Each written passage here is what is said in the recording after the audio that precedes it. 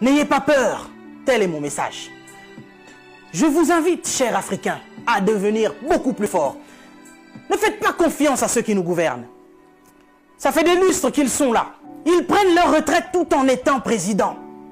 Ils ont du mal à lâcher ce fauteuil. Qu'ils pensent être éternels. Qui a déjà fait 200 ans au pouvoir? Êtes-vous assez fort pour faire 300 ans? Vous n'arrivez même pas à faire 100 ans. Mais vous êtes tellement médiocre, ignoble.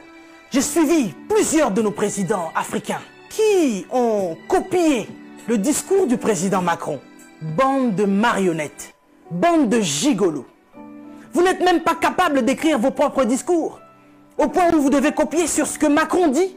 Lui-même, il est en train de mentir à la population française. Son gouvernement nous ment depuis le début. Et vous, vous suivez Macron pour continuer à mentir aux Africains? Mais nous, vous nous mentez depuis des siècles.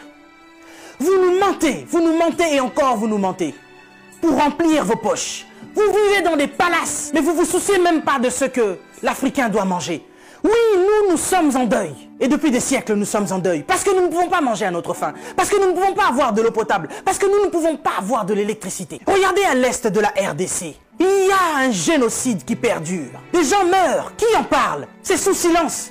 Et aujourd'hui, l'OMS vient nous parler de la pandémie, de l'épidémie, qui n'a même pas fait 100 000 morts dans le monde. Ces millions de Congolais qui meurent chaque jour. Qu'est-ce que vous en faites? Vous nous parlez de crise? Vous voulez prendre des décisions de crise? Mais nous, ça fait des siècles que nous sommes en crise. Qu'est-ce que vous faites, cher président? À part manger et boire et faire des fêtes. Vous parlez confinement? Oui, l'Africain accepte.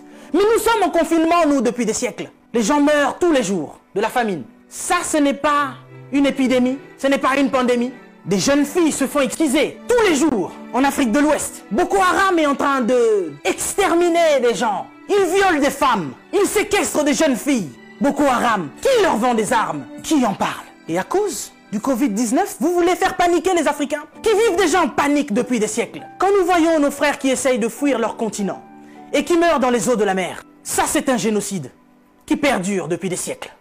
Et nous en avons marre, nous en avons assez. Nous voulons qu'il y ait un changement. Mais qu'est-ce qui vous manque à vous aujourd'hui? La Chine a pu construire un hôpital en 10 jours. Vous savez, ça fait depuis 72 ans, si je ne me trompe pas, que l'État d'Israël existe. Il y a quelque temps, Dubaï était un désert. Mais regardez aujourd'hui ce qu'ils ont fait. C'est parce qu'ils sont ensemble qu'ils ont pu construire ce qu'ils ont fait. Mais qu'est-ce qui vous manque, cher président africain, pour nous construire des hôpitaux décents? L'Angleterre a pu construire un hôpital en 2 semaines seulement pour faire face à cette crise sanitaire. Dieu est bon. Le Covid-19 est tellement impoli qu'il ne regarde même pas qui vous êtes. Président ou pas, il s'en fout. Il n'a pas respecté la reine d'Angleterre. Il est entré dans son palais, il a touché Charles. Il n'aura pas peur de vous. Mais par contre, là, vous êtes cuit. Puisque vous ne pouvez pas prendre vos avions pour venir vous faire soigner ici. Soit vous survivrez, soit vous mourrez. Africain, réveille-toi. Africain, lève-toi. Si Martin Luther King est mort, si Rosa Parks est mort, si Malcolm X est mort, si Mandela est mort, si Winnie Mandela est mort, nous sommes là pour porter encore plus haut l'étendard de l'Afrique. Et continuer à dire que tant que nous aurons le souffle de vie, nous allons continuer nos revendications. Si cette épidémie ne vous réajuste pas, ne vous enseigne pas, pire va encore arriver. Vous passerez, l'Afrique sera encore là, et l'Africain aussi. Cessez votre méchanceté, cher président. Donnez-nous de l'eau, donnez-nous de l'électricité, construisez des hôpitaux, arrêtez de faire mourir l'Africain par la faim, parce que nous, ce n'est pas le Covid-19 qui nous tue. Nous mourrons déjà de la famine. Pendant que vous avez fait des provisions pour vos maisons, ce petit Africain, il va manger quoi, lui? Cette épidémie passera. Nous sortirons de là, certainement. Mais vous n'allez pas vous en sortir ainsi, devant le tribunal de Dieu. Mais avant le tribunal de Dieu, ici sur cette terre, vous serez jugés. Africain, sois fort. Que personne ne te fasse peur. Respectez les règles d'hygiène, mais n'ayez pas peur. Nous sommes forts. C'est Dieu qui nous protège.